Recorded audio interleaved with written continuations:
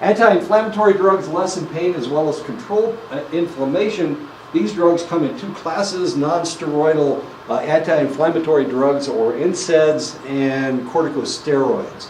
The NSAIDs include aspirin, ibuprofen, indocin, phenylbutazone, clinol, and Celebrex. Those are all the NSAIDs. You can put Aleve in there as an NSAID. You can, what else is in there? Did I say acetaminophen? Acetaminophen is really not an anti-inflammatory. It's just a painkiller. The corticosteroids, of course, prednisone and cortisone. If you've ever had a cortisone shot, the reality is that if you ever need a cortisone shot, all cortisone does is create scar tissue. Now, sometimes scar tissue is okay. Sometimes scar tissue is not okay. If we're talking about a joint, like your knee, if they inject cortisone where your meniscus is, then it creates scar tissue that can replace your meniscus, and that's a good thing. That can be a good thing. But if it is in an area that doesn't have cartilage in it, like that's what meniscus is just cartilage, if it doesn't have that type of material in it, then it can create a problem. That's when you get clicking joints, because they'll inject it with cortisone, and they'll create this scar tissue, and the scar tissue, of course, will become a problem, can potentially become a problem. So it really all depends on what you're injecting it into. Sometimes if you inject it into a shoulder, the shoulder joint isn't like your knee joint. It's a free-floating joint, and because of that, if you put scar tissue in your shoulder, sometimes it will keep you from being able to raise your arm up very high. So you have to be careful as to where you put cortisone. Both types of anti-inflammatories have their problems. NSAIDs, aspirin and ibuprofen, cause ulcers and kidney problems. Celebrex is only recommended for arthritis and may cause heart and gastrointestinal problems. So you're a lot of times, especially with some of these drugs, you're creating problems that will come back and bite you in the butt later on. So if you take Celebrex, sure, your arthritis isn't as bad, but you may give yourself a heart attack. And nobody likes having a heart attack. It's not a whole lot of fun. Corticosteroids can cause water retention, bone thinning, muscle and tendon weakness, delayed skin healing, vertigo, headaches, glaucoma, psychosis at high doses, the corticosteroids. So the reality is, if you are taking a corticosteroid, one of the things that will happen is that your muscles will get bigger. While your muscles are getting bigger, it can cause muscle weakness, actual muscle weakness, but that's not really what you're worried about. You're worried about the fact that your tendons are becoming weaker. So your muscles are getting so much larger, but your tendons are getting weaker. So this happened to a lot of baseball pitchers. If you look at the steroid crisis of the late 1990s and early 2000s, before they started cracking down on this stuff, one of the things we kept seeing was we would see a pitcher who suddenly increased the speed of their fastball by 3 or 4 miles per hour and made them a major league pitcher, but at the same time they were prone to injuries, and usually the injury came right here in the elbow. Why was that? Well, because this tendon suddenly became weaker. They were able, because their muscles were larger, they were able to do things with the ball that they weren't able to do before, and they were twisting their arm into an unnatural position. And of course, the tendons were weaker anyway, so we had all this Tommy John surgery that was taking place. At the beginning of last season, we lost just like 36 different pitchers to Tommy John surgery, and it may have had something to do with corticosteroids. So the reality was that we had all these pitchers increasing the speed of their fastball. We had these batters who were able to crank the ball out of the ballpark because they were so much stronger than they were before. But of course, the batters felt like they needed to keep up with the pitchers who were increasing the speed of their fastball because they were taking steroids. So if you look at the people that have been banned in baseball, About 2/3 of them were pitchers, have been pitchers. The rest of them were hitters. But of course, the people that we talk about, we don't talk, well, sometimes we talk about Roger Clemens, who theoretically was taking steroids all through his career, but we mostly talk about Mark McGuire, Sammy Sosa, and Barry Bonds. We don't talk about the pitchers that were doing exactly the same thing. Not important. Okay, asthma medications open air passages. 10% of the general population has asthma. As interesting as that is, asthma is often aggravated by heavy exercise and stress. Exercise-induced asthma occurs in 11 to 23% of athletes, which means the only way that these individuals are able to function is by taking asthma medication. Now, the strange thing is that asthma medication is banned by the Olympics, the Olympic Committee, the NCAA won't let you use asthma medication. So all of these organizations, the NBA, the MLB, the NFL, all those organizations will allow you to use the asthma medication, and there's a reason for that. Most asthma medications used by athletes are beta-2 agonists, either clenbuterol or albuterol.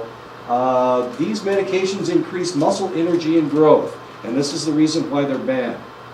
So you can use these asthma medications as a steroid, in essence as a steroid. And of course they try to keep you from doing that.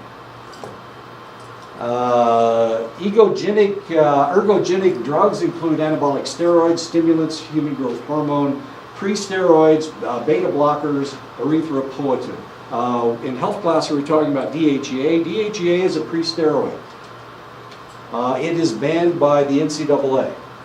So I take DHEA. I couldn't compete in the NCAA because I take DHEA because it's a pre-steroid. Ergogenic techniques include blood doping, soda doping, herbal medicines, and weight loss. Anabolic steroids are synthetic androgens and are used for muscle building and muscle repair. These drugs are used routinely in medicine to treat testosterone insufficiency, delayed puberty, wasting diseases, osteoporosis, certain types of anemia, some breast cancers, and endometriosis. The endometrium is the lining of the uterus. It's the lining of the uterus. So endometriosis is where it starts to calcify. So they treat it with steroids. You can also treat it with birth control pills. That works. That can work, depending on what type of birth control pills you're using. So endometriosis has to do with the lining of the, and it's the lining of it's the endometrium that sloughs off and creates the woman's period every month. When athletes take steroids, they experience increased body weight, lean muscle mass, muscular strength, stamina, aggressiveness, and confidence.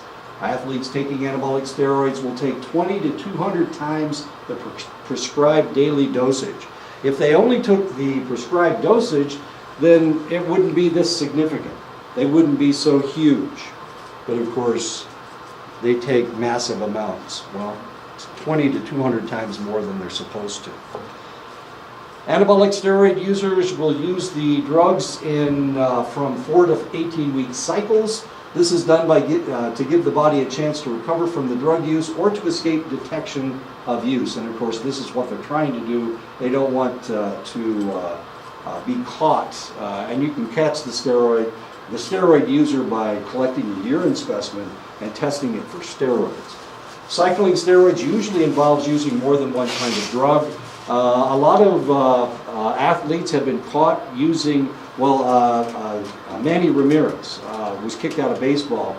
He was kicked out of baseball not because he was using steroids, but because he was using estrogen. Now, estrogen doesn't do anything to you. Well, yeah, of course it does. It does something to females. It makes them female. So why in the world would he take estrogen? Why is that a banned substance? It doesn't build muscle mass. It doesn't increase your recoverability, your muscle recoverability. So why would he be banned from baseball because he was using estrogen?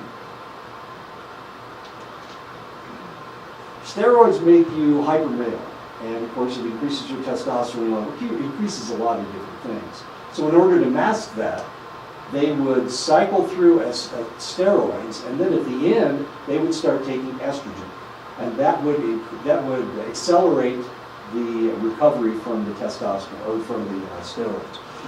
So they're using it to mask their steroid usage. And because he had a high estrogen level, they assumed that that's exactly what he was doing.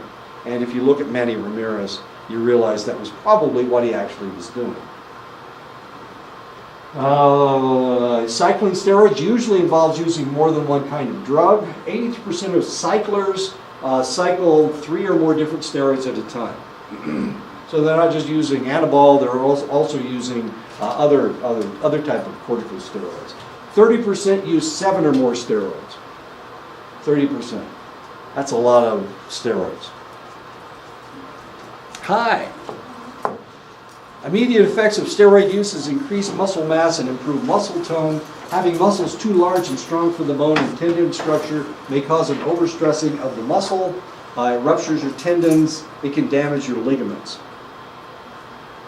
So anytime we see an athlete who is fairly muscular, who rips his muscle away from the bone, we can always assume that he is a steroid user, and he has gotten so strong that he has ripped his muscle away from his bone. Normally that doesn't happen. I can do all kinds of crazy exercises and I won't rip the muscle away from my bone, because before I do that, I will tear the muscle. The muscle will tear, because that's the way, that's how it protects you. So instead of you destroying your arm, you destroy your muscle. You injure your muscle, and then your muscle can heal. So normally that's the way it works. But if you're on steroids, of course, that muscle has become stronger than it's supposed to be, stronger than your body can allow. So instead of, and also it weakens the tendons and ligaments. Steroids weaken the tendons and ligaments. So if you tear a muscle away from a bone, we got a really serious problem here. We know that this guy's on steroids. Users often complain of feeling bloated because of the water retention. Anabolic steroids suppress the natural production of testosterone.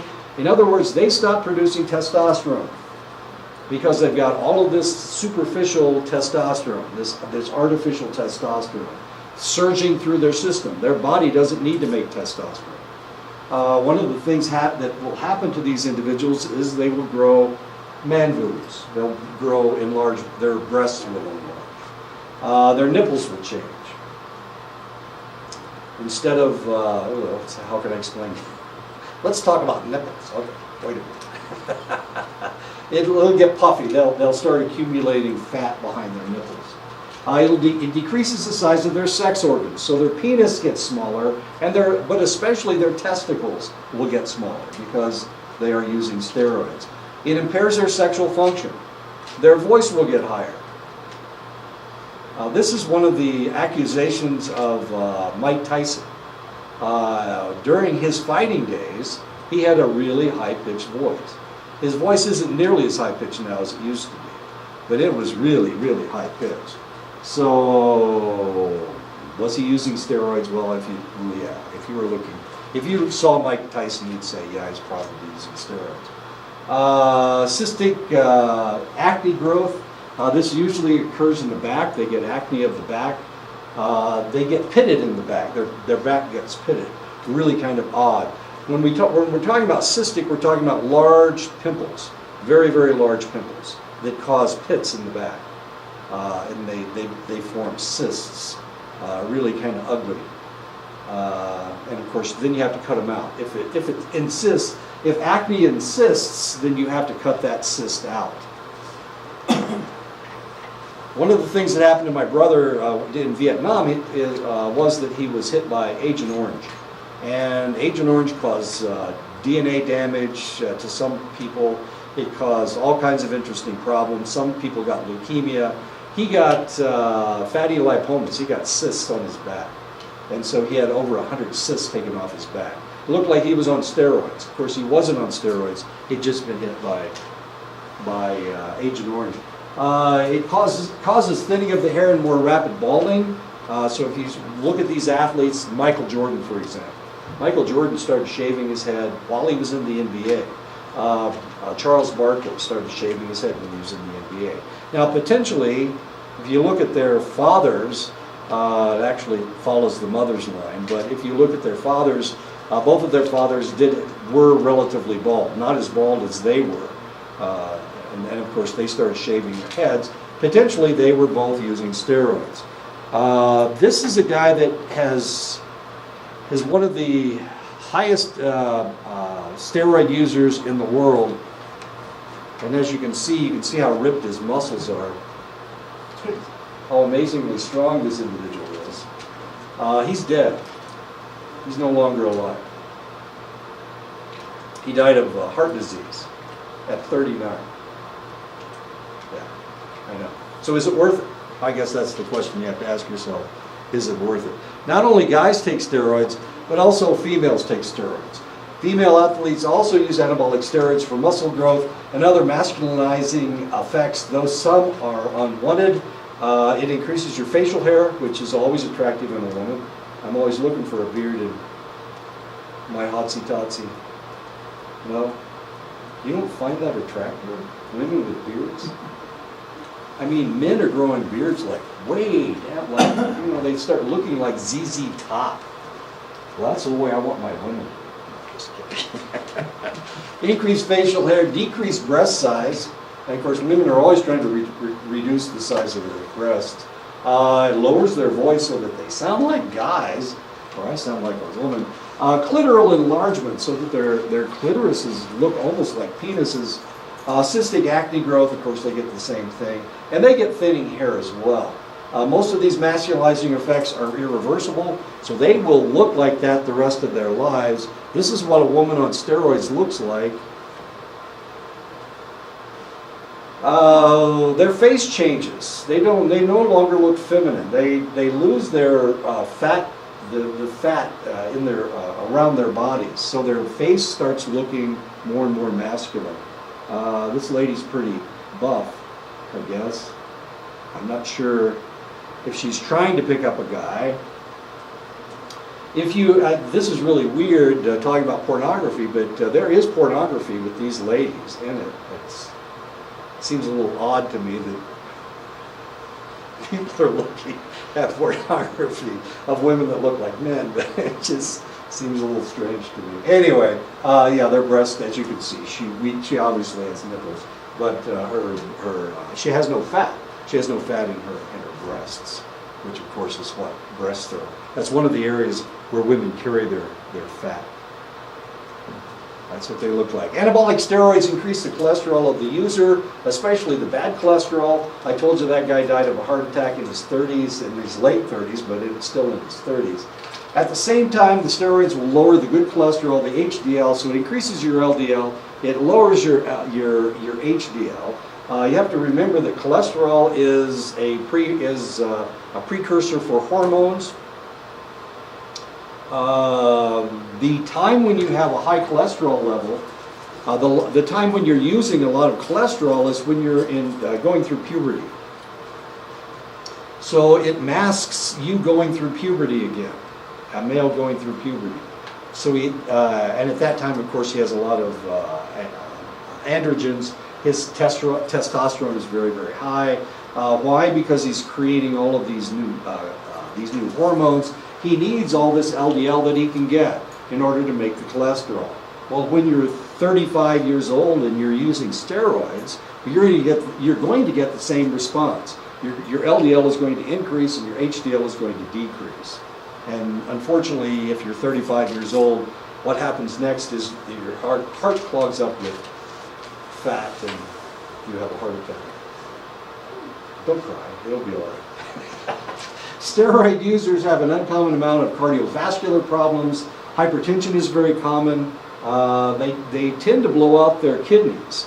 And of course, if they're lifting weights, one of the things they're doing is stressing their back.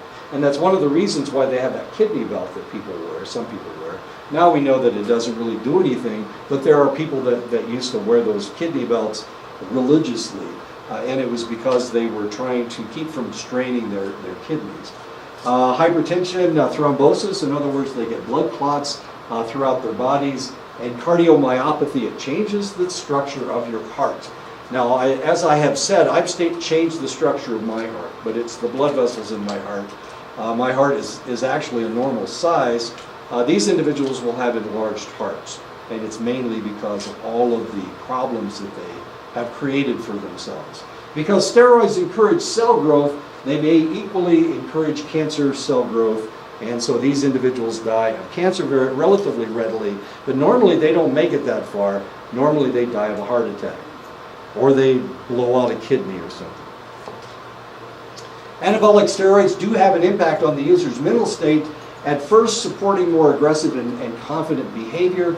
As use continues, confidence swings to aggressiveness, to emotional instability, to rage, to hypomania, to depression, to psychotic symptoms, to paranoia. And of course, there are all kinds of interesting stories of people on a roid rage. I told you about the guy that ripped off all of his clothes and started punching out windows. These kinds of things have happened over and over and over again. In Nebraska, where theoretically they weren't using steroids, a member of the football team did exactly the same thing, ripped off all of his clothes, killed this lady's dog, started ripping off her clothes, started taking her into the house, and that's when the cops showed up. And he had punched her head through a back window and had given her a concussion and cut her head open. So here's this naked guy with this naked guy, and he's as muscular as you can imagine, and he's trying to take this woman into the house to do whatever he was going to do to her. But of course, they didn't charge him with any of that stuff. He had a psychotic episode, and he actually never came out of it. This emotional cycling is known as roid rage and is more pronounced in individuals who have anger issues, and of course that was his problem. He had anger issues before he started taking the steroids. While some people report a slight euphoria when taking anabolic steroids, it is thought by researchers that this is due to anticipation of intense activity rather than actual addiction. So steroids are really not addictive. It's the idea that, oh, goody, I'm going to go out and I'm going to run 5 miles, or I'm going to lift weights for the next 3 hours. That is the euphoria that these individuals are feeling.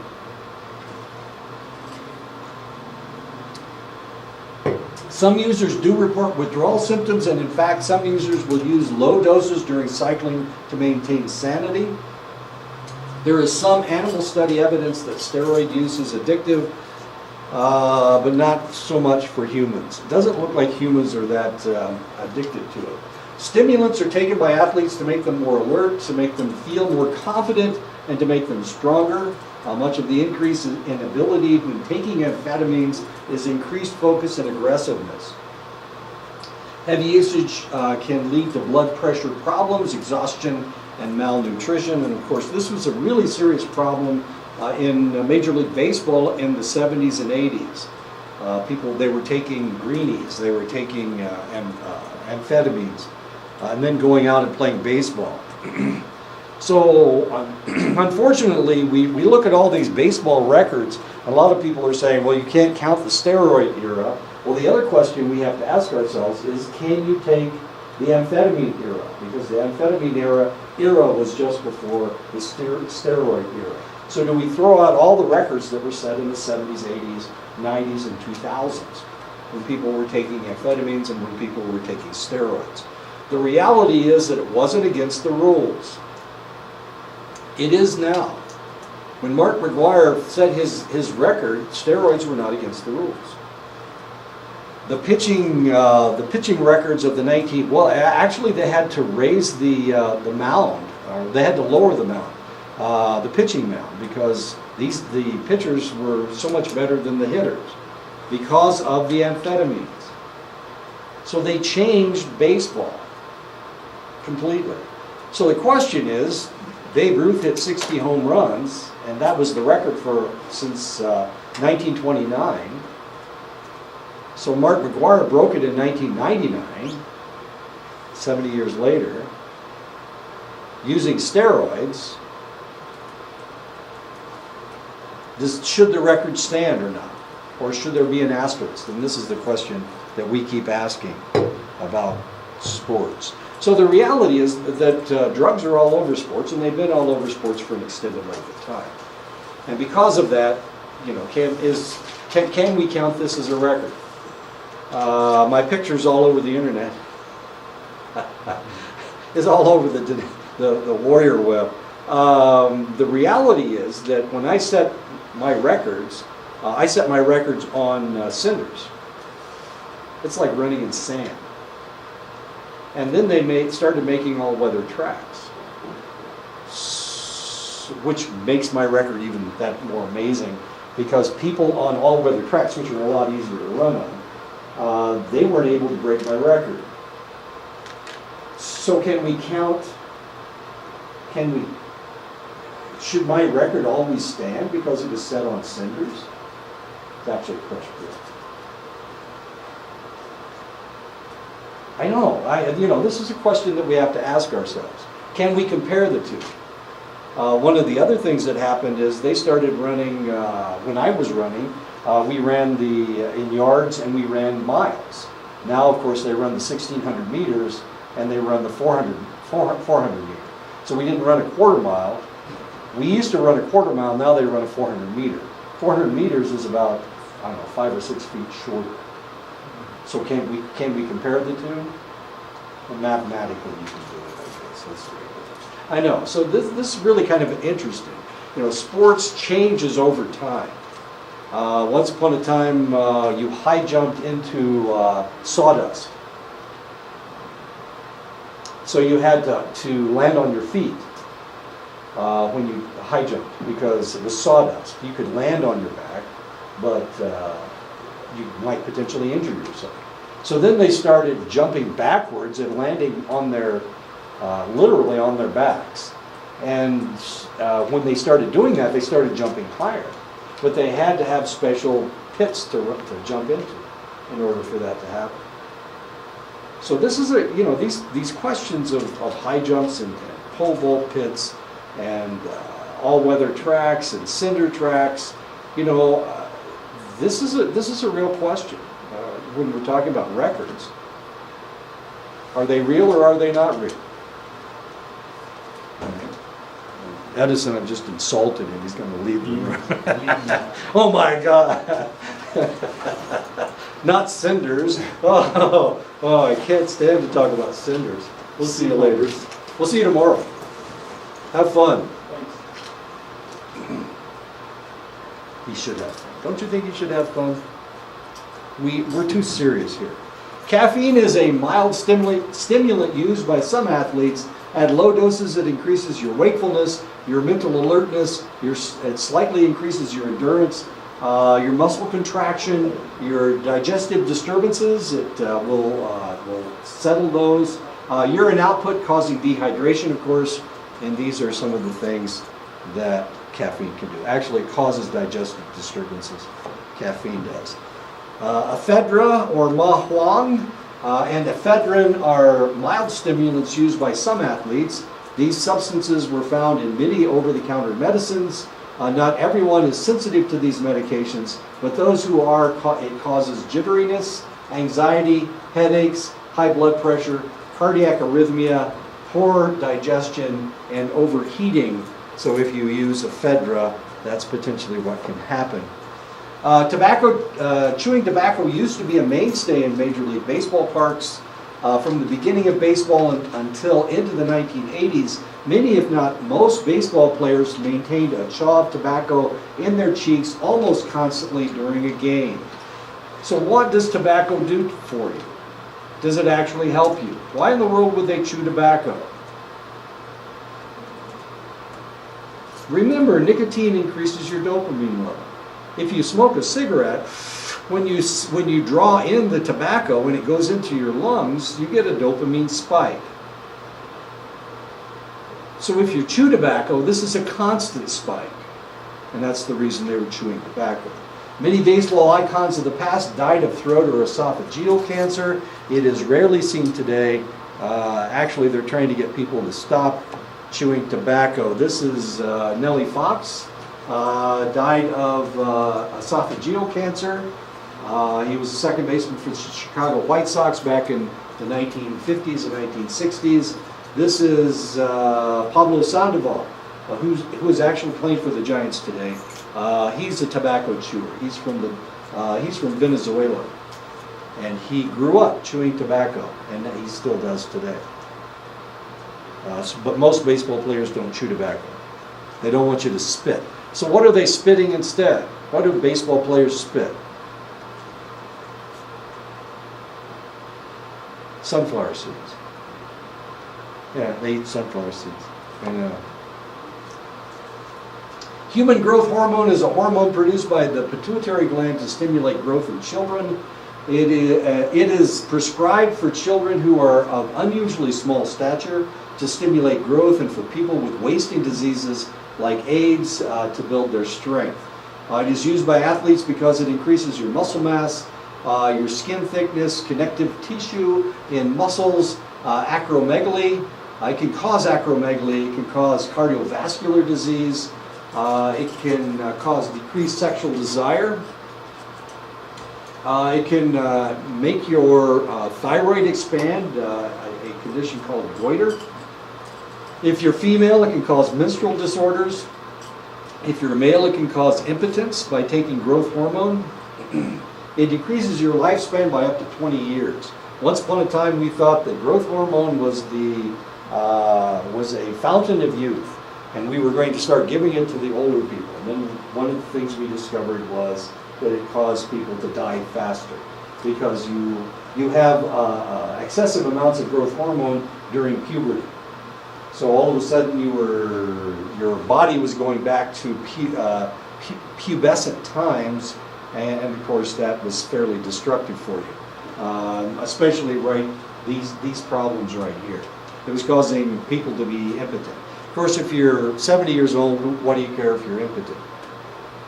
But then again, it decreases your sexual desire. So if you want to continue to have sex, then you really shouldn't take human growth hormone. But then again, it also killed you. So that's kind of bad.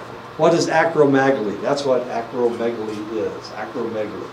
It's an elongated face. Creates an elongated face. Some people have this anyway. Some people have it without taking any strange drugs. But that's what acromegaly is. As attractive as that is. Now, theoretically, this individual is a hyper male. These are very masculinized features, but acromegaly will actually kill you. So I'm not exactly sure whether it's a positive thing or a negative. Well, actually, it's a negative. This is considered a medical anomaly. Androstenedione or andro and dehydroepiandrosterone DHEA are natural hormone precursors to testosterone. Andro and DHEA.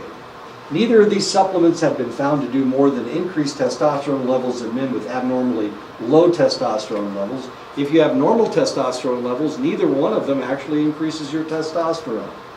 Your body can only maintain so much testosterone. Your body can only maintain so much testosterone. So if you take steroids, which is a superficial increase of your testosterone, and your body can only maintain so much, guess what happens next? Well, if you're taking so many steroids that you're increasing your testosterone a great deal, then your body stops making testosterone. It can only handle so much, so it stops doing it. And this is the reason why your testicles shrink if you're taking steroids. They also seem to increase your HDLs and female hormone estradiol, so theoretically, DHEA actually makes you more feminine. But it also helps you as far as your heart is concerned because it raises your HDL and in essence decreases your LDL. Beta blockers are medications prescribed to lower your blood pressure, to decrease your heart rate, to prevent arrhythmias, and to reduce eye pressure. They work by blocking adrenaline from exciting the heart. They also calm the individual by blocking nerve cells in the brain. Beta blockers are used by athletes who require precision and concentration, like archers, participants in rifle shooting competitions, ski jumpers, and divers. These individuals will take beta blockers to quiet themselves down.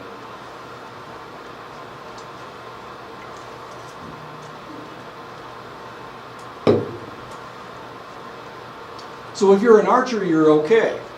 This sounds good because you need to relax. If you're shooting, you need a steady hand. So beta blockers can actually help you. But what if you're in one of those shooting competitions where you have to cross-country ski at the same time? Beta blockers may not be the best thing for you. Beta blockers cause you to feel fatigue. It also makes you lethargic. It lowers your blood pressure a great deal, and sometimes it can lower your blood pressure to the point that it is dangerous. It gives you gastritis. Occasionally it will give you nausea. With the nausea comes vomiting, temporary impotence while you're taking beta blockers. It may intensify your asthma. It may intensify your heart problems that may kill the user. So beta blockers don't always work. My uncle was taking beta blockers. He decided that he wanted to, and he couldn't have sex with his wife. And it really upset him. He'd been taking beta blockers for an extended length of time. And so he asked my mother, if I go off this stuff so that I can have sex with my wife, what's the probability that it will kill me? And she said, well, as long as you go on them as soon as you can, you should be okay. So my uncle went off his beta blockers, had sex with his wife, and died the next day. So, and my mother used to tell us this story, and she said, I think it was okay. At least he got to have sex with Frances one more time. His wife's name is Frances. I hope his wife's name. His wife. Uncle Bill and Aunt Frances, yeah. So what do you think? Do you think it was worth it? What do you think? Okay. He died the next day. Life is more important than sex? Yeah. Okay, I was just wondering. What do you think? I choose life. You choose life over sex? Yes. Okay, he didn't. And maybe my mother was rationalizing, I don't know. But she didn't feel bad about it at all. Uncle Bill begged her. Of course, she didn't have anything to do with it. He could have gone off of it any time. He just wanted to know if he could have sex is actually what he was asking her. And he also asked her, what's the probability I'll die? He died the next day. Erythropoietin, also known as EPO, is a medication that is given to individuals to promote red blood cell production. My sister was dying of cancer. They were giving her chemotherapy. The chemotherapy was destroying her red blood cells. So from time to time, she'd have to go in and have her blood drawn. If her red blood cell count was too low, they'd give her erythropoietin, and then it would build it back up. So she would get really tired, really easy. She wasn't sleeping very well. She was having bad dreams. That's when she was anemic. But when they gave her erythropoietin, you would have thought that she was about to conquer the world. It would just really build her up just because of the red blood cells. It is often given to individuals who are going through chemotherapy, that's what my sister was, to induce their bone marrow to produce replacement RBCs due to their problem. Now the problem with erythropoietin, one of the problems with erythropoietin, it can slow down the normal production of red blood cells. My sister was dying of cancer. She was going to die anyway. It's better to die feeling good than feeling bad, I guess. That was their rationale. But eventually, of course, she died. EPO is used by athletes to increase stamina, though this unnatural thickening of the blood can lead to blood clots, which in turn might lead to strokes or heart attacks. Erythropoietin is used by cyclists, by people that bicycle, because they need as many red blood cells as they can to carry oxygen. They very often will cycle in oxygen debt, especially if they are sprinting. So cyclists are probably the worst cheaters in the world. We had a man that won 7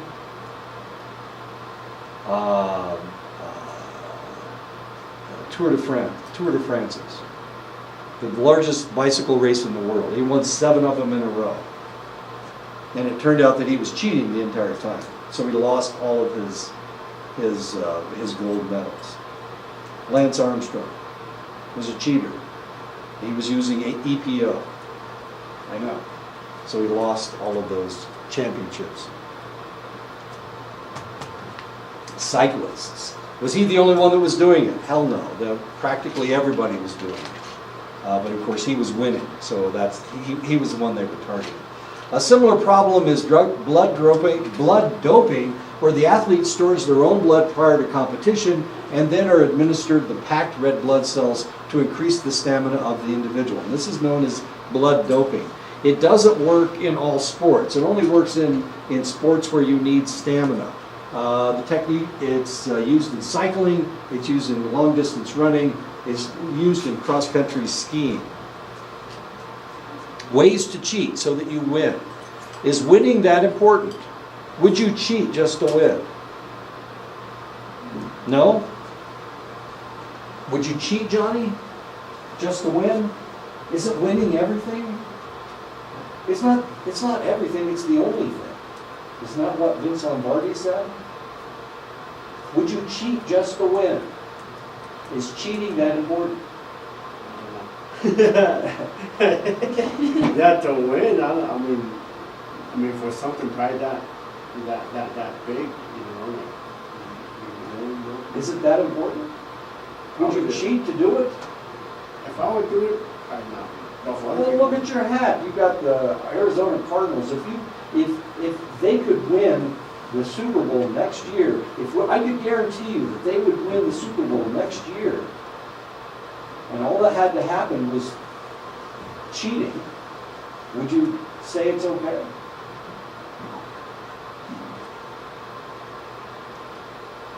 The New England Patriots, they cheated. They took the footballs and they deflated them just so that Tom Brady would get a better grip on the football. That was their footballs. When they gave the footballs to the Indianapolis Colts, those were inflated to the right amount. So because their footballs were softer, it was easier for him to grip them. It was easier for the people to catch them. That's cheating. Is that okay? They won the game. And then they went on and won the Super Bowl. Their coach was stealing people's signals. He was recording the signals that were being given by the other coaches on the opposing sideline. He was stealing their signals, which is against the rules. And he was caught. But they won the Super Bowl. They didn't take their Super Bowl championship away from them. Is that okay? So you can win by cheating. Argentina was playing against England in the what is the soccer thing? The World Cup. The World Cup. The Argentinian striker, the ball came to him and he put his hand up like this. He couldn't get to it with his head, but he punched it with his fist and he scored a goal, and they won because he punched the ball in with the goal with his fist. The referee was standing on the other side of him. He couldn't see his fist. It was up here. Is that okay? Cheating. Is cheating good or is it bad? I can't do it just because It's not important what to do, is it? no, I feel like I'm cheating myself. You are cheating yourself. I'm not doing it to potential. It's not like cheating. So if I gave tests, and of course I don't give that kind of test, I don't care what you do with, when you take the test, you can do anything you want. But if I gave the test in class and you wrote the answers on the palm of your hand, would that be okay? Let's see, you're cheating yourself again. What, is cheating okay? No? Man, you guys are you're such sissies. All three of you are sissies. You need to, My team lost you need to it. be willing My to team do lost the anything to chance at win. Super Bowl because Patriots cheated. The Patriots cheated. At least they lost this year. Or they lost this year. Thank God. Thank God. Well, maybe Tom Brady will retire, so they'll never make the Super Bowl again. They even tried paying the Denver Broncos to lose a game. Oh, is that right? Are you a Denver Broncos fan? Well, they're okay, Okay. but I'm more of a different team. If you were a Patriots fan, you wouldn't care that they deflated the ball. I'm not a Patriots If fan. you were a so Patriots no. fan, you wouldn't think that it was that much, that it was that serious, that cheating, that stealing the signals, the other team's signals. People don't care if it's their team. They don't care if they cheat. I know, this sounds kind of weird, doesn't it? Athletes will use just about any substance that will give them a competitive edge. They'll use herbs, animal extracts, vitamins, minerals, proteins. Unfortunately, some of these items may contain banned chemicals, of course, and cause the athlete a great deal of trouble because then they get banned from the sport. One dietary supplement used by athletes is creatine. Creatine is an amino acid that occurs naturally in the human body as well as in fish and meats. Creatine is used because it delays muscle fatigue. It stores energy that can be used in short bursts. It extends the amount of time a person can work out. It helps muscles recover faster. Problems come in, when it is overused. It causes dehydration, stomach cramps, nausea and diarrhea, muscle pulls and strains, and kidney problems. So, but creatine is legal. You can get creatine at the GNC. Do you think creatine should be legal? It's like a steroid. It's an amino acid, and you get the same result. You get delayed muscle fatigue. So should it be legal or illegal? Creatine. Amino acids? It's an amino acid. You take creatine? No, not creatine. I think I do creatine because it's like a free workout. Right. Yeah, I take that. That's Not why you're so all the buff. time. Oh, not all the time, just every once in a while. So should it be legal or should it be illegal? Should you be breaking the law or No. does it work? Sometimes it does. Well, that's why I don't use it all the time. Okay. Just like once in a while. Because I feel like if I do continuously use it, it's just going to get used If to you it. use it every time, it really works. Um, Oh yeah, these guys look as good as the people on, well, almost as good as the guys on steroids. yeah, I don't really use it that often. Yeah, this is the problem. It blows your kidneys up. That's the problem. So you can't. If you used it every time, you'd start having kidney problems. You're way too young to have kidney problems. Should creatine be legal or should it be illegal? Okay, you come over here and slap on. She uses it. Should creatine be legal or illegal? Creatine. Hermes uses it. Religiously. Instead of going to church on Sunday, what she does is she bows in front of her protein shake. I was just kidding about the religious part. Gamma hydrobutyrate, GHB, was used in the 1980s and early 1990s as a fat burner, as an anabolic agent, as a sleep aid, as a muscle definer, as a plant growth supplement, and as a psychedelic. Picked up by sexual predators as a date rape drug, it is now only used legally as a medication for muscle weakness. It is used as a date rape drug, and of course it's almost impossible to get a hold of. Why in the world? Well, the thing about, well, we won't talk about GHB. It knocks the person out. So it's like having sex with a dead person. So if you're a necrophile, well, I know, it sounds kind of weird. People are so strange. Why do they do these things? Some athletes will consume sodium bicarbonate 30 minutes prior to exercising to decrease the development of acidosis. The reason that you can't lift, that you can only lift 30 pounds 15 times is because you build up acid in your muscles. So if you take sodium bicarbonate before you lift, you don't get tired. You don't build up that lactic acid in your muscles. This works for shorter events that take place within 10 minutes, but not for longer endurance events. It wouldn't work for a cross-country runner, but it would work for a sprinter. It can cause diarrhea and water retention. I wonder why I have that there. How much plastic surgery is too much plastic surgery? And I don't think we'll watch it. Athletes trying to make weight will resort to various techniques to draw up unwanted pounds, diuretics, laxatives, exercise, fasting, self-induced vomiting, excessive sweating in the sauna, stimulants. Why do people go into the sauna? We have sweat. We've gone into sweats. Were we doing it to lose weight? No, but you can become dehydrated in there, and of course at that point you have lost body weight. Some athletes will lose 3 to 5% of their body weight in a couple of days by doing all of these things. And of course, if you're a wrestler, you have to make weight. So these individuals will do all kinds of interesting things to lose weight. Anorexia and bulimia are not uncommon among athletes who are potentially trying to make unrealistic weight levels.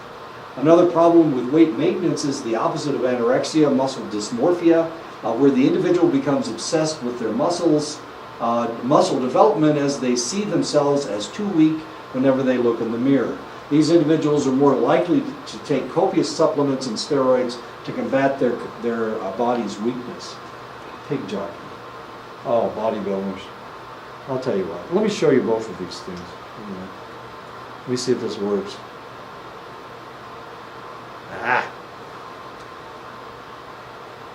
Wait a minute.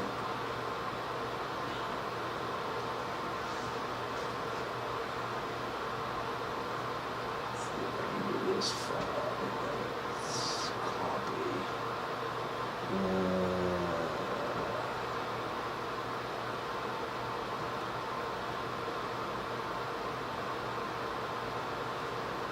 Let's see if this works.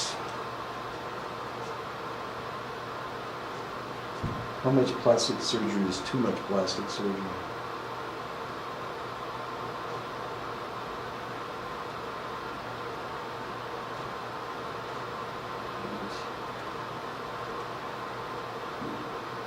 This is the video.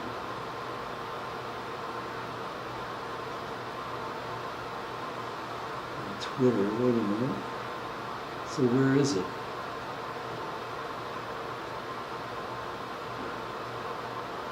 No, I can't find it. That's not it, is it? No, okay. Let's go to the next one.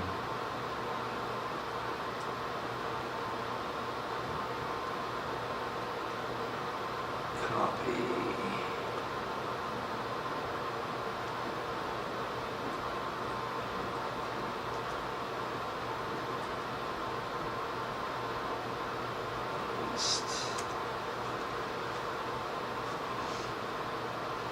The search you were looking for has been removed. Okay, well, fine. I should have looked at this before. All right. Sorry.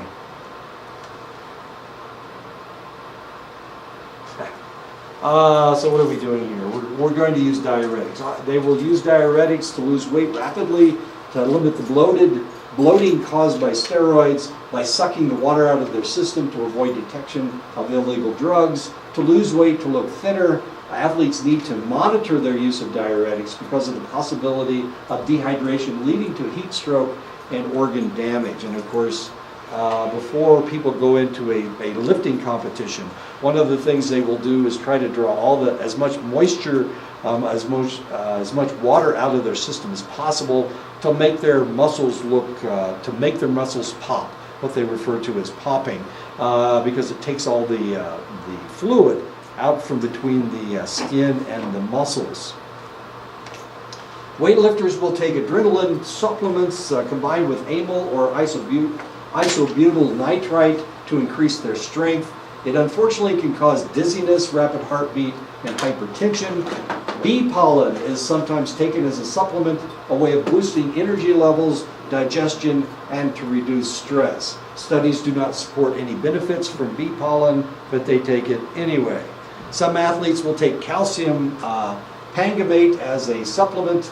This chemical combination is sometimes referred to as vitamin B15, which doesn't exist, and pingamic acid. It is reputed to keep muscle tissue better oxygenated, though there is no scientific research to back up the claim. This substance is known as a carcinogen, so you need to be careful. Cyproheptadine, or periactin. Periactin is reputed to be a steroid-like bodybuilder and has been used to increase body weight and muscle strength.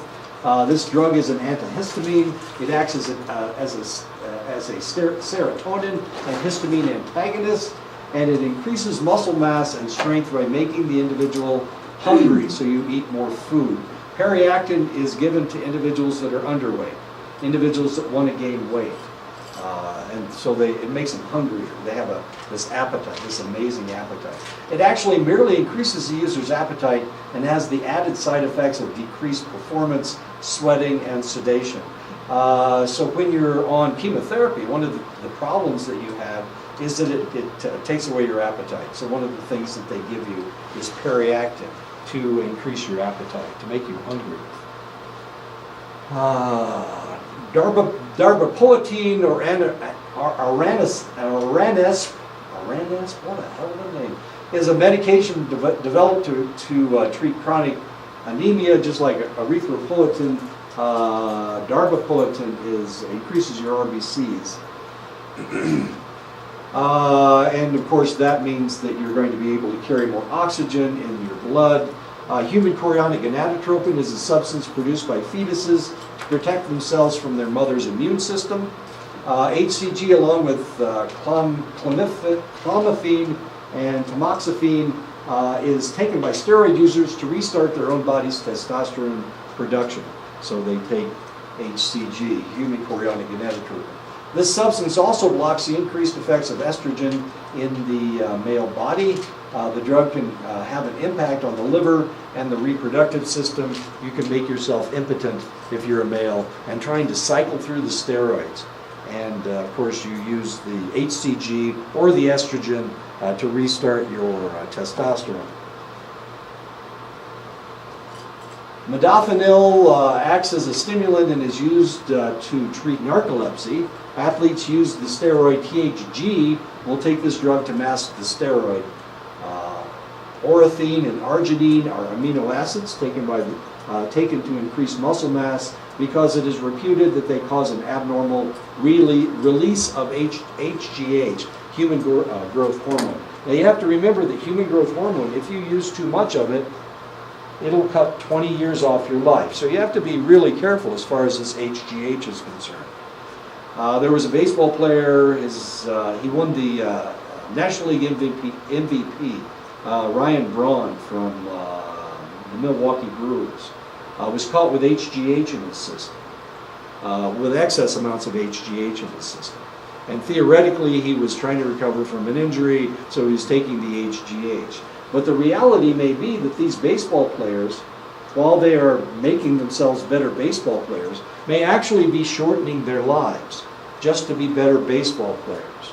Just for 5 years of stardom, they are actually cutting their lives, the length of the time that they should be alive, will be alive. Primegen is used in Europe to facilitate the release of steroids in the body. You can't get it in the United States. Vitamin B12 is used to ward off illnesses and to provide extra energy. It can also be used to speed the recovery from a hangover. I used to work in a clinic in Oklahoma, and people would come in for a vitamin B12 shot, especially if they were hungover. It was really kind of fun. Or if they didn't have any energy, we give them vitamin B12 shots. And it's red. So we would mix it with with vitamin B7, which is yellow, which makes orange. So we would give them an orange injection. But half the time we were giving them vitamin B12 to get them over a hangover. Doc, you gotta give me some. Come on, Doc. It's just vitamin B12. It's not that big a deal. Come on. As has been seen, of course, the doctor had to order it. I couldn't just give somebody a shot. As has been seen, athletes will do just about anything to take just about anything to improve, or take just about anything to improve their performance on the athletic field. Athletes will use stimulants to boost their performance, from innocuous caffeine and tobacco to the more destructive amphetamines. Athletes will do anything. Why? Why? To win. How important is winning? Or just to be a star? Just to be better? Yep. So what is it worth? Pitcher for the Los Angeles Dodgers. What's his name? Rich Hill. Rich Hill is making $46 million this year. His fastball has increased by like 5 miles per hour. He was pitching in the 90s, now he's pitching in the middle 90s. And people can't hit him anymore. $46 million. Is it worth it? Would you do it? If I promised you $46 million, all you have to do is take this drug and maybe it'll cut 5 years off your life. Would you do it for $46 million? If it's 5 years, yeah, it's 5 years. Would you do it for just 5 years? It's only 5 years. You were planning on living into your 90s anyway, were you? Yeah. So it's only got the last 5 years off your life. That's not so bad. Would you do it? Yeah, 5 years, yeah. For $46 million? Would you do it for $46 million? Would you do it for $46 million? Of course, a million. You're Okay. Well, I was just wondering.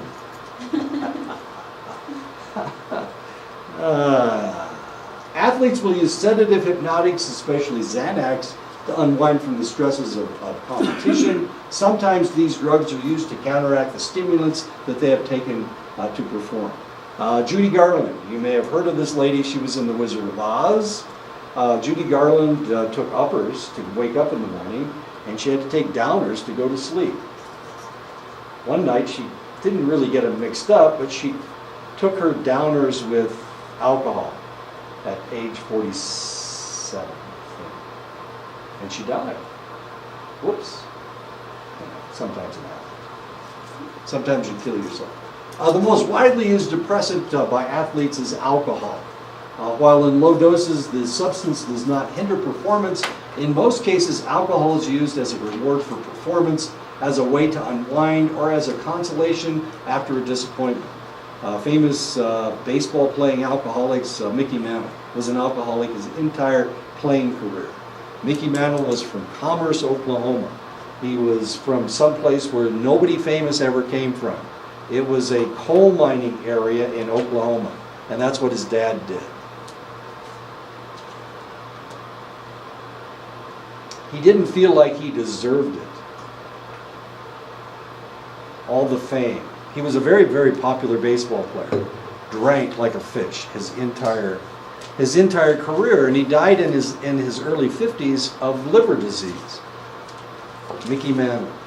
Marijuana is contraindicated for performance, though when used in the right mood, might actually improve performance. Marijuana doesn't help athletes because it lowers your blood pressure, causing fainting during competition. It inhibits your sweating, which might lead to a heat prostration during exercise. It decreases your tracking ability. In other words, if you're playing baseball, of course, you can't find the ball. And I played softball against people that were toking, and a lot of times, if you hit it right at them, they couldn't catch the ball. They couldn't find the ball. And it hit them right between the eyes. Well, not every time, but it hit them, which is always just as funny as all get out. People who are drunk try to play softball. Dumbest thing in the world. They also can't really play the game. I mean, it's really kind of silly. So you're hitting the ball, and these guys can't even find it. As stupid as that seems, but it's not so serious, I guess. It hinders the ability to do complex tasks. It diminishes hand-eye coordination. It decreases oxygen intake. It is a banned substance by the NCAA, so if you are caught with marijuana in your system, they will ban you from performance. It is illegal, of course. Well, it's illegal in 40 out of 50 states. Because marijuana is fat soluble, it continues to impair for 1 to 2 days after you use it, despite the fact you're not high anymore. There are no limits to what people will do to get high. People have been known to smoke aspirin, to chew dandelion roots, to drink gasoline. Individuals have been known to mix gasoline with orange juice to make a barely palatable concoction known as Montana gin, mixing orange juice with gasoline. I know, only people in Montana, right? They drink rubbing alcohol, which is poison. They drink hydrogen peroxide, which is also poison. They put Anbesol, which is a topical anesthetic, into their eye. They smoke toad secretions, as odd as all of those things sound. I had a friend that when he ran cross country, he would put Kramer Jezik on his cheek, and then as he was running, he would Kramer Jezik. It's cayenne pepper in petroleum jelly is what it is, and he would eat it while he was running. Of course, it's cayenne pepper. It would, and of course, it didn't do anything to him. It didn't make him run faster. He just thought it did. Mortuaries have had to watch their supplies of the fluid that they use to embalm bodies. Formaldehyde, when inhaled, this substance acts as a depressant and as a psychedelic, but it can also be used to manufacture illicit drugs. When mixed with marijuana, the substance provides a PCP-like effect and is called clickums, fry, wet, or illy. Illy. What a stupid name, illy. Anyway, makes it just like PCP. So one of the problems with marijuana is if you mix it with anything, you get a different effect. So when people say, dude, marijuana just mellows you out. Well, if you use marijuana by itself, that's true. But if you mix it with anything, practically anything, you get a different reaction. And usually that reaction is not mellow. It usually leads to some kind of aggression. Raid, Lysol, and any hairspray are sometimes used for their alcoholic content. Raid has been used to spray on marijuana to intensify the effects of marijuana in a concoction known as Canade. Kava is a plant found in the South Pacific and South America. The root is crushed and a milky white exudate is extracted, which is drunk like alcohol. The drink is reputed to have similar effects as alcohol and acts as an anti-anxiety drug. It is said to have an unpleasant flavor and it numbs the tongue and lips. Human saliva is used in its preparation. Doesn't that sound delightful? Here, this is kava root and spit. Would you like a drink? It's not your spit, of course. It's somebody else's spit. It's usually some older lady spit. I'm not much of a spit drinker. In Japan, they have a drink that's like Gatorade. They call it Pocari Sweat. How would you like to drink sweat? Is that something that sounds delightful to you? No. It tastes just like Gatorade. Mm-hmm. Just drinking something with the name of sweat just doesn't appeal to me. In some Arab countries, camels are force-fed marijuana. So they feed them all this marijuana. After going through the digestive process, the camel dung is smoked for its hashish content because it is much more concentrated. The bufo genus of toads produces a psychedelic substance from its pores as a defense mechanism from attack. The toads are sometimes milked, and the resulting substance is smeared on cigarettes and smoked for their psychedelic effects. All natural medications started out as herbal preparations concocted by shamans, medicine men, wizards, or physicians. Some of these herbs merely had a placebo effect, while others have been proven to contain chemical structures that have great benefits for mankind.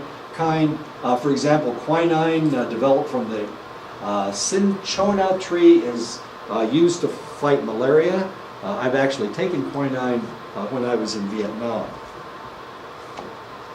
The search for the fountain of youth or merely drugs that will help the individual recover from a hard night of drinking have recently come to the fore as smart drugs, smart drinks, or nootropics. Smart drugs, drinks, and nootropics are drugs. They're nutrients, vitamins, extracts, herbal potions. Sometimes they have ginseng in them, sometimes ginkgo biloba. Usually they have caffeine in them to wake them up.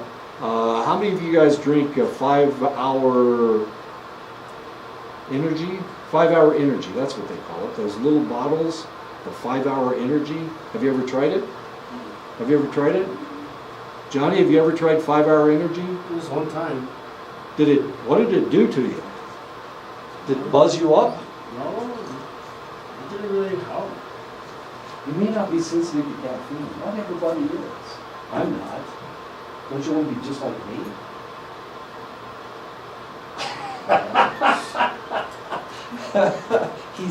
He didn't answer yes. It took him a while to nod his head yes. I think about it. Oh, let me sign everybody in. If I can find my pen first. Alright, first one is here. And this is here. This here, and that's here. Anyway, okay. Or amino acids. I mean, here you are drinking that caffeine, I'm sorry, that amino acid, creatine. Maybe it's one of the other amino acids. It's possible. They all do the same thing. Remind me not to get in a punching fight with you or a wrestling match. These drugs were reputed to boost intelligence, to improve your memory, to sharpen your attention, to increase your concentration, to detoxify the body, to energize the user, to reverse the aging process. I take ginkgo biloba every morning. I take L-carnitine every morning. I take ginseng every morning. I was starting to have memory problems back when I was in Iowa, so I started taking all these things because they say it increases the circulation in your brain, and I stopped having memory problems. Maybe it was the placebo effect, I don't know, but it seems to work. Something seems to work. I can remember things. Now sometimes I can't remember words, but it usually comes to me later, and that's okay. But I'm still teaching. I can still talk to people without forgetting what I'm trying to say. New Age smart drugs or nootropics include hydrogen, selagelene, vasopressin, 5-HT. 5-HT actually is serotonin. That's that's the indicator for serotonin. Modafinil, periactum, oxyracetam. These are supposed to improve your learning, to improve your memory consolidation, to improve memory retrieval. And of course, people who have been smoking marijuana, they need to take something to improve all of these things, to improve their memory. My sister, who is 2 years older than I am, called me on the phone the other day and asked me if I knew a drug that would improve her memory. She's starting to suffer dementia. She's starting to have problems with Alzheimer's disease. I know she is. She's kind of lazy. She doesn't want to think. She'd rather watch television. And not just watch television, but watch the same damn thing over and over and over again. That's my sister. So she hasn't really stimulated her brain over the last 60 years. Doesn't that get boring, watching the same old thing over and over? She does things like she will crochet or knit. and watch television, or not watch television, or not watch her knitting, or whatever. I don't know. So she does repetitive things. So she's not really stimulating her brain, unfortunately. And now she's going to suffer for it. I have a PhD and I teach college classes. You know, I'm having a great time. And here my sister is kind of melting into the seat that she's been sitting in for the last 50 years. And not thinking. She doesn't like to think. I know. Does she do it purposely, or is it just? She did it purposely. One of the problems, and this is part of it's my fault. Everybody in my family is really smart. And we used to sit around the dinner table and argue a lot. Okay. I never won. I mean, I always lost, but that wasn't the big deal. But for her, she didn't want to compete. So rather than try to talk to people or try to argue with people, she would rather just not compete. So she's been doing that all of her life. She doesn't want a job that is challenging. She doesn't want to do anything that may be difficult for her, that she'll have to think about. She wants a job that she doesn't have to think about. She doesn't have to think. And for that reason, of course, she's been sitting in her chair, crocheting and not thinking for the last 50 years, or 60 years or whatever. Which is kind of tragic if you think about it. Then the rest of us, I have a brother that has a house full of books. He's got more books than the library. He reads everything. Oh, wow. That's my brother. I do what I did. I've got 5 degrees in 4 different areas. And then I've got a sister that sits in her chair and watches the same damn television show every day and knits, and that's all she does. She doesn't want to argue. She doesn't want to discuss anything. She doesn't look at the news. She hates the news. It's so depressing. We need to stop right now. We'll pick this up right here next time with compulsive behaviors. Sorry that I picked on you, Johnny. I apologize. I know you want to be just like me when you grow up. I didn't even need